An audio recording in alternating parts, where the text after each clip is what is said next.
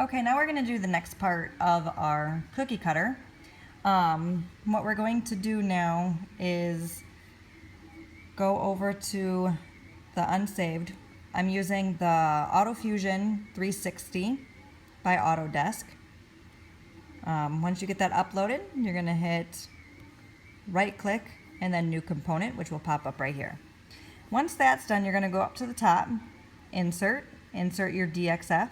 You may also do the SVG file if you wanted to do that. I just do DXF. I find them to be cleaner cuts. Then you're going to pick which plane you want to put your cookie cutter on.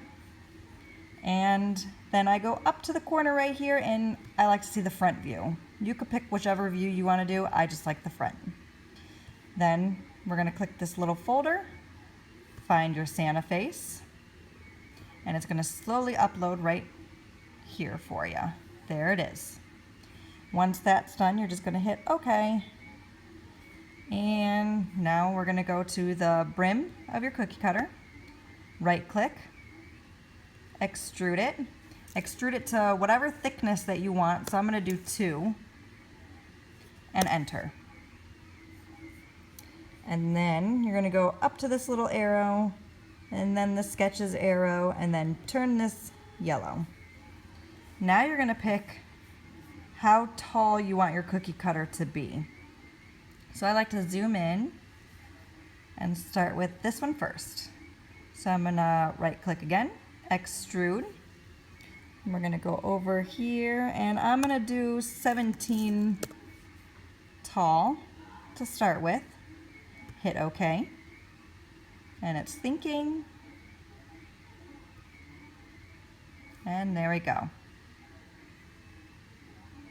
And then you're going to go to the next section, right click again, extrude, and I like to do it just a tiny bit more, so I'm going to do 19.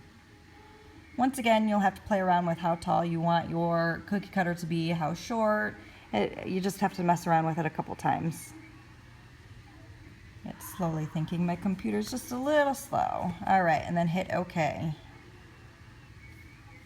And then zoom out.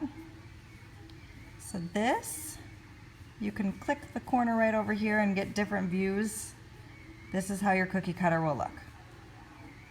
And what you're going to do next is you're going to hit Make, 3D Print, click on it, and then right down here it says which application you're going to use. In my case, I'm using Flash Print. It just came with my printer, so that's where it's going to go straight up to. Alright, and it's going to ask if I want it on the platform. I do. Alright, so now it's in my slicer software. That's what my cookie cutter is going to look like. And then you can go ahead and hit print. And this is where it gets really difficult and I can't really explain it. I'm not tech savvy. I just did trial and error for months until I got it right. I still have to play around with the numbers a little bit once I get new filament in. Sometimes it's different and it doesn't come out the way that it should be printing. You just kind of have to play around with the temperature of your platform, the extruder, the speeds of everything. I can try making another video of that later down the road. This is in expert mode. I also noticed that you had to raise the extrusion ratio. That recently was my biggest step that I had to overcome because I got new filament in and it started messing up my regular prints. But once you have that done, you're going to go ahead and hit OK and it'll upload to your little disk that you have. And then you bring that disk to the printer and you print it up.